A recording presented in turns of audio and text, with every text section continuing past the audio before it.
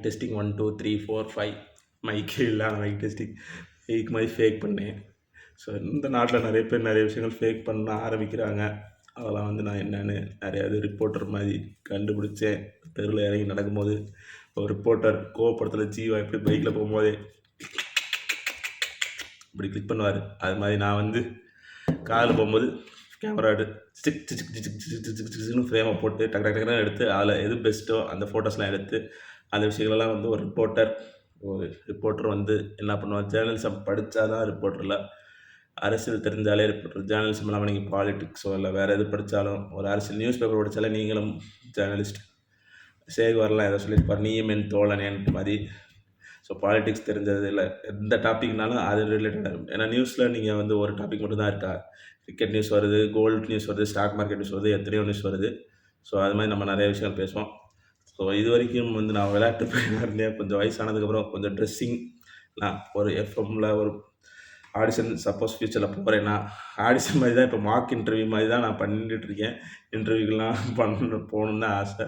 ஏன்னா வந்து நம்ம வேறு ஃபீல்டில் இருந்தோம். ஸோ அதையும் நம்பிட்டு இருக்க முடியாது. வேறு எதுவும் ஆற்றுல ஒரு கால் சேத்துல ஒரு கால் வச்சா வழுக்குன்னுவாங்க. ஸோ இப்போ அந்த காலை இப்படி எடுத்து திருப்பி இங்கே நான் ஆற்றுலேயே வச்சுட்டு சேத்துல இருந்து சான்னு தெரில, மழை பெஞ்சால் சேர ஆகதா செய்து மழை வெதர் ஃபோர்காஸ்ட்லாம் சொல்கிறேன்.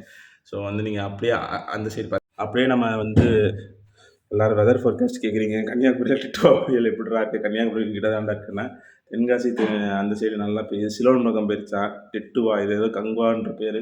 இந்த பேர் வைக்கிற கதையெல்லாம் நான் வந்து சொல்கிறேன். இப்போ வந்து நம்ம ஒரு இடத்துக்கு போகிறோம், கிடைக்கிற டைம்லலாம் கொஞ்சம் கொஞ்சமாக ஷோ ஸ்டார்ட் பண்ணி ஷூட் பண்ணி வைக்கிறேன் ஒரு ரிப்போர்ட்டர் மாதிரி.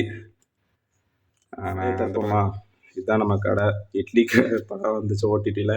இது நம்ம சுகன் கடை, எஸ்கே அப்படின்னு சொன்னால் சுகன் கடை, எஸ்கே ஏதோ ஒரு கடை, கேல முடிகிற மாதிரி. டிவிக்கிறியா அப்படின்னு இல்லை, டிவிகே கடை. ஸோ டிஎம்கே எத்தனையோ இந்த எலெக்ஷன் சீசனில் எல்லாம் கேன்னு கற்றுவாங்க.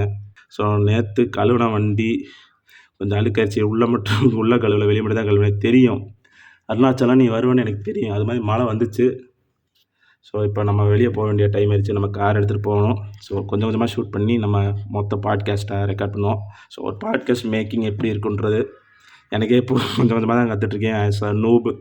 ஸ்பைடர்மேன் தெரியுமா, ஸ்பைடர்மேன் பார்த்துருப்பீங்க. அவருக்கு பவர்ஸ் கிடச்சோடனே வந்து ரொம்ப விளாட்டா என்ன அது வந்து வெப்பு விடுமா, நம்ம அப்படி தாவளமாக குதிக்கலாமான்னு அப்புறம் கொஞ்சம் ஓட்ட கற்றுக்கிட்டு நம்ம பொறுப்பு வந்துருச்சு. அதே மாதிரி நம்ம கார் லைசன்ஸ் வாங்கும்போது இப்படி தான் கியர் போடணுமா, அப்படி தான் போடணுமா, ரிவர்ஸ் நம்ம எப்படி பறக்கிறது, எப்படி ட்ரிஃப்ட் அடிக்கிறதுலாம் கேட்போம்.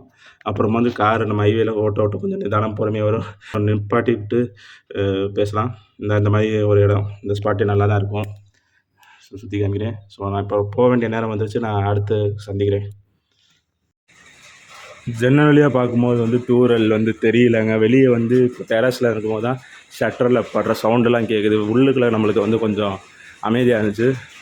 இன்றைக்கி ஃபுல்லாகவே இப்படி தான் இருக்குது. இருந்தாலும் நம்ம கொஞ்சம் பொறுமையாக ட்ராவல் பண்ணணும். ஸோ ட்ராவல் பண்ணும்போது நான் இனிமேல் வீடியோ போடக்கூடாது. Lesson the point to be noted. நிறைய பெரியவர்கள் நம்ம மீது அக்கறை கொண்டவர்கள். ஸோ அக்கறைப்படுறது நல்லதான். பெற்றோர்களுக்கு தங்களோட பிள்ளை மீது அக்கறை இருக்கும்.